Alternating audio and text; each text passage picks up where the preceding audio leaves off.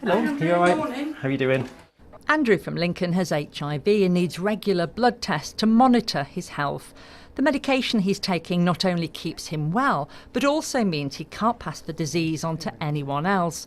But there's a new drug known as PrEP, which could stop people getting HIV altogether. PrEP is a game changer. You know, it's already proven that it's been used in London, and HIV rates over the last 2 years have dropped dramatically. Some people say, you know, it costs quite a lot.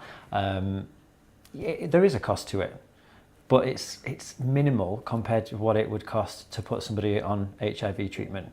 Research suggests that around 100,000 people in the UK are living with HIV. Of those, about 200 individuals are currently receiving treatment in Lincolnshire. It's estimated that the average cost of treating each person throughout their life is between £135,000 and £180,000. While the drug is freely available on the NHS in Scotland, in England to get it free you have to take part in a trial which launched last year. Campaigners insist there are obvious cost benefits to the NHS. We know prevention is cheaper than treatment.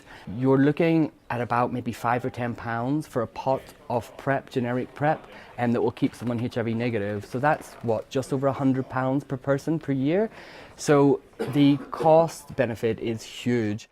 Places on the NHS PrEP trial are still very limited, but staff here at Lincolnshire's Sexual Health Clinic say if people want to buy the drugs online, then they're prepared to monitor their health.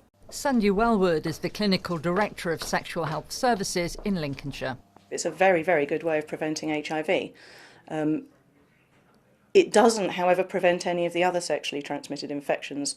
And that's one thing that we do caution people about, because if, for example, you've usually been a habitual condom user and you've then changed your practice and then gone on PrEP, you may be a bit surprised to realise that you will then start catching other infections that we see regularly.